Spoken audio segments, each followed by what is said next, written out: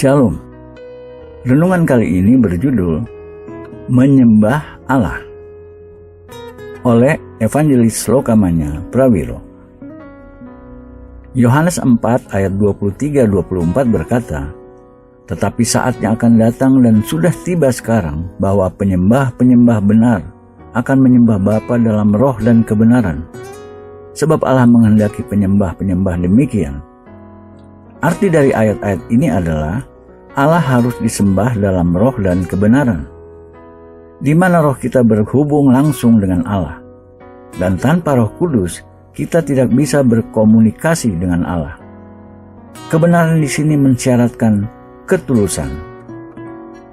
Dalam 1 Tesalonika 5 ayat 23-24 dikatakan, "Semoga Allah damai sejahtera menguduskan kamu seluruhnya, dan semoga roh, jiwa, dan tubuhmu terpelihara sempurna dengan tak bercacat pada kedatangan Yesus Kristus Tuhan kita. Ia yang memanggil kamu adalah setia, ia juga akan menggenapinya." Imamat 2 ayat 1 berkata, "Apabila seseorang hendak mempersembahkan persembahan berupa korban sajian kepada Tuhan, hendaklah persembahannya itu tepung yang terbaik, dan ia harus menuangkan minyak serta membubuhkan kemenyan ke atasnya." Ini sesuatu yang material, tapi memiliki arti spiritual dalam mempersembahkan hidup kita kepada Allah. Minyak dalam ayat ini melambangkan Roh Kudus dan membawa aroma wangi-wangian kemenyan mengacu pada penyembahan melalui Roh Kudus. Penyembahan hanya dilakukan kepada Allah, bukan kepada pengkhotbah atau pendeta atau siapa atau apapun. Imamat 2 ayat 11 memperingatkan kita, "Suatu korban sajian yang kamu persembahkan kepada Tuhan, janganlah diolah beragi. Karena dari ragi atau dari madu tidak boleh kamu membakar sesuatu pun sebagai korban api-apian bagi Tuhan."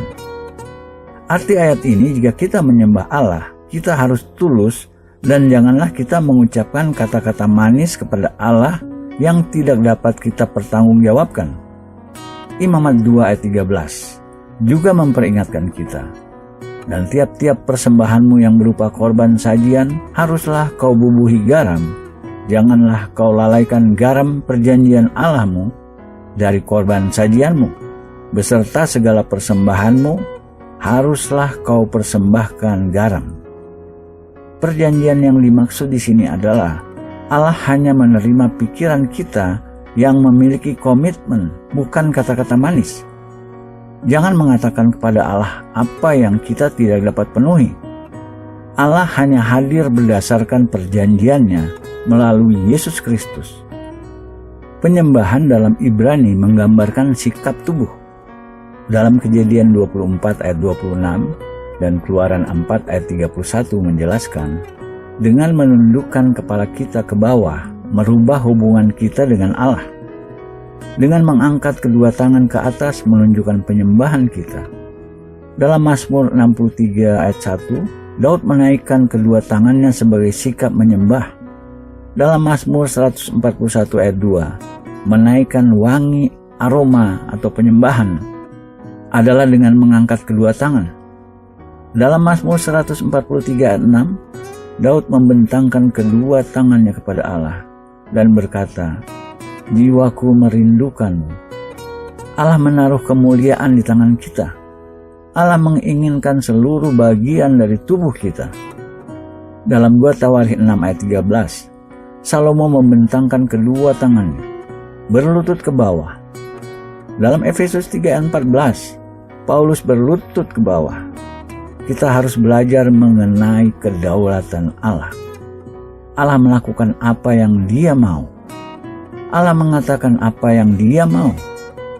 Menunduk berlutut ke bawah adalah sikap menyembah, seperti tertulis dalam Yesaya 45 ayat 23 dan Filipi 2 ayat 9-10. Dalam Mazmur 47 ayat 1, bertepuk tangan adalah bentuk penyembahan. Tidak perlu kaku, alamiah saja. Berteriaklah kepada Allah. Yesus Kristus Tuhan akan membebaskan kita. Kejadian 24 ayat 26 menulis, "Lalu berlututlah orang itu dan sujud menyembah Tuhan." Keluaran 4 ayat 31 juga menulis, "Lalu percayalah bangsa itu, dan ketika mereka mendengar bahwa Tuhan telah mengindahkan orang Israel dan telah melihat kesengsaraan mereka, maka berlututlah mereka dan sujud menyembah." Dengan menundukkan kepala, kita merubah hubungan kita dengan Allah. Daud berkata dalam Mazmur 63 ayat 2, "Ya Allah, Engkaulah Allahku, aku mencari Engkau. Jiwaku haus kepadamu, tubuhku rindu kepadamu, seperti tanah yang kering dan tandus, tiada berair." Daud berkata juga dalam Mazmur 141 ayat 2, "Biarlah doaku adalah bagimu seperti persembahan ukupan, dan tanganku yang terangkat seperti persembahan korban pada waktu petang." Mengangkat tangan adalah sikap menyembah. Mazmur 143 ayat 6 menulis, "Aku menadahkan tanganku kepadamu, jiwaku haus kepadamu, seperti tanah yang tandus." 2 Tawarikh 6 ayat 13 menulis, "Karena Salomo telah membuat sebuah mimbar tembaga yang panjangnya 5 hasta dan tingginya 3 hasta, yang ditaruhnya di halaman. Ia berdiri di atasnya, lalu berlutut di hadapan segenap jemaah Israel, dan menadahkan tangannya ke langit." Efesus 3 ayat 14 berkata, "Itulah sebabnya aku sujud kepada Bapa." Allah berfirman dalam Yesaya 45 ayat 23, "Demi aku sendiri, aku telah bersumpah, dari mulutku telah keluar kebenaran, suatu firman yang tidak dapat ditarik kembali, dan semua orang akan bertekuk lutut di hadapanku, dan akan bersumpah setia dalam segala bahasa." Filipi 2 ayat 9-10 menjelaskan pernyataan Allah dalam Yesaya 45 ayat 23.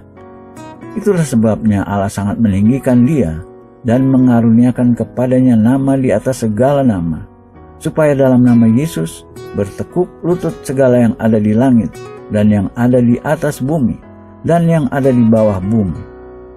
Mazmur 47 ayat 2 berseru, "Hai segala bangsa, bertepuk tanganlah, elu-elukanlah Allah dengan sorak-sorai." Merebahkan muka ke bawah paling sering dilakukan dalam Alkitab. Problem utama manusia adalah keinginan untuk berdiri sendiri, kodrat bawaan manusia lama, kesombongan, dan keinginan untuk disembah atau dipuja-puja. Satu-satunya solusi untuk mengatasi kedagingan ini adalah dengan menyalipkan kodrat kedagingan kita dengan segala keinginannya. Yesus sudah melakukan itu di kayu salib 2000 tahun yang lalu agar kita bisa menyalipkan manusia lama kita, manusia Adam. Kita cukup berkata, "Yesus, salibkan saya." Dengan iman, maka kedagingan kita akan hilang kuasanya.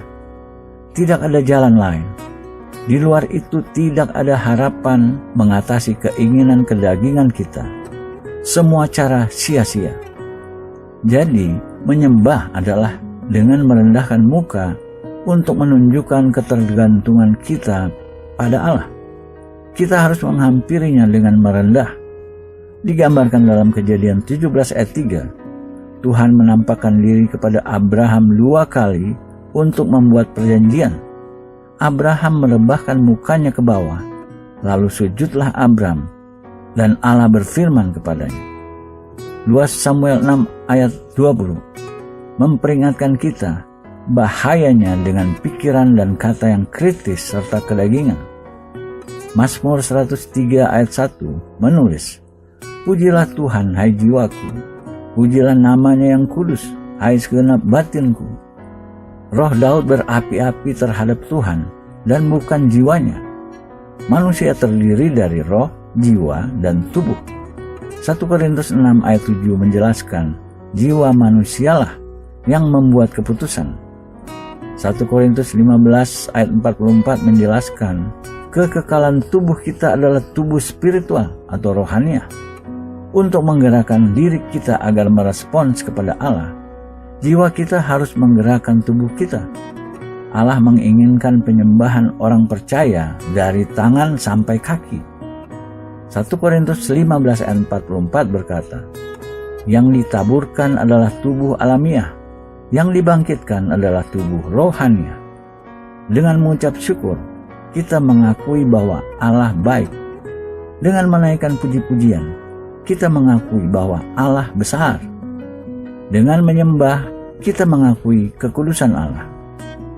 Mazmur 100 ayat 4 berkata, "Masuklah melalui pintu gerbangnya dengan nyanyian syukur, ke dalam pelatarannya dengan puji-pujian. Bersyukurlah kepadanya dan pujilah namanya."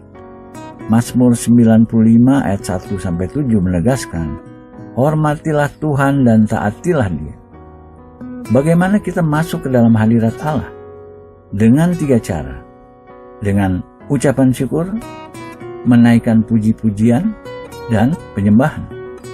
Kita menyerahkan seluruh keberadaan diri kita kepadanya. Berlutut ke bawah, menundukkan kepala ke bawah, mengangkat tangan ke atas. Kita terlibat secara total. Waktu kita mendengar suaranya, waktu kita menyembah, itulah saat kita mendapatkan pewahyuan nubuat. Markus 16 ayat 1 berkata, "Setelah lewat hari Sabat, Maria Magdalena dan Maria ibu Yakobus serta Salome membeli rempah-rempah untuk pergi ke kubur dan meminyaki Yesus." Waktu itu sudah telat, Yesus sudah bangkit, tetapi mereka tetap menunggu. Di mata Tuhan, menunggu adalah satu bentuk penyembahan, karena dibutuhkan waktu untuk menyembah, dan ini akan merubah kita. Yesaya 6 ayat 1 menggambarkan, serafim menyembah dengan penuh hormat, menutup muka dan kaki dengan 4 sayap. Apa yang dikatakan mereka? Kudus, kudus, kudus. Siapapun yang belum pernah bertemu Allah tidak bisa menjadi kudus. Wahyu 4 ayat 5 berkata, di surga aktivitas tertinggi adalah penyembahan. Wahyu 4 ayat 8-10 menggambarkan ke-24 tua-tua rebah dan menyembah Allah. Malaikat-malaikat berkata, siapa yang layak? Anak domba Allah, yang adalah kekuatan Allah, yang lemah sebelum menjadi singa dari Yehuda. Wahyu 5 berkata, pusat penyembahan di surga adalah Anak domba, Yesus Kristus. Amin.